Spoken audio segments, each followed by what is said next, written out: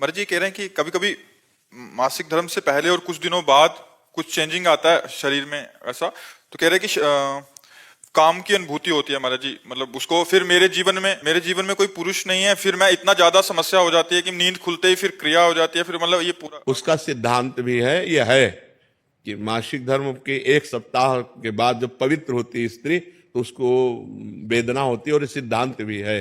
तो अब उसको सहना पड़ेगा। जब पति नहीं है तो व्यभिचार की आज्ञा तो शास्त्र देता नहीं है। फिर राधा राधा राधा राधा रटकर ब्रह्मचर्य धारण करना चाहिए, ब्रह्मचर्य की भावना पुष्ट करनी चाहिए। अब इधर अपने जीवन को इस तरह से बर्बाद करने से तो कोई लाभ मिलेगा नहीं।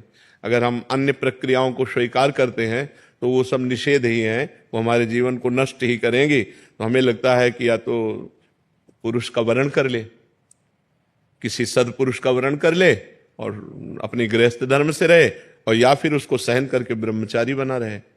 ऐसा नहीं है कि हमारे अंदर जैसा आवेश आया, वेग आया, हम वैसे ही कर लें। फिर तो हम में और पशु में अंतर क्या रह गया? हम मनुष्य हैं। वेग आता है, राधा राधा राधा राधा, शांत भाव, कोई क्रिया नहीं करनी, कोई बस 2-4 दिन में शांत हो गए। अगर हम अभ्यास करें तो 2 मिनट में शांत हो जाए। ठीक तब होता है जब ज्ञान हो जाता है। तो खूब भजन करो, ब्रह्मचर्य से रहो, भगवान से रो, कोई इधर उधर की क्रियाएं मत करो।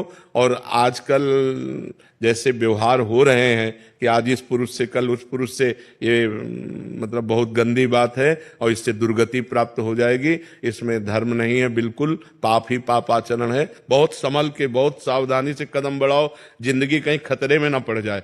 अगर ब्याह नहीं करना तो ब्रह्मचर्य से रहो, ब्याह करना है तो किसी अच्छे पुरुष का भगवान से प्रार्थना करके, देख समझ करके उसको तब, शरीर को तब देना चाहिए जब आजीवन के लिए व्यवहार हो जाए।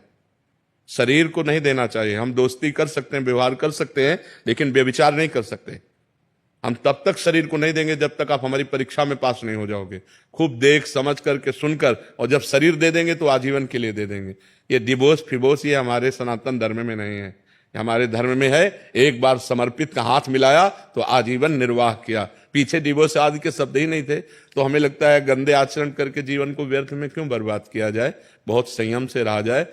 यही तो आवेश है, काम का आवेश, क्रोध का आवेश, लोभ का आवेश, अहंकार का आवेश, यही तो सब पाप कर्म कराने वाले हैं। इन्हीं को तो सहना है। राधा राधा ना सहन हो तो रोज श्री जी का नाम लेकर के, अपने पास जैसे बच्चा है, अब उसका कोई बल तो है नहीं, रो देगा माँ के लिए तो माँ को दौड़ के आना पड़ेगा। तो हमारा बल क्या है? श्री जी है।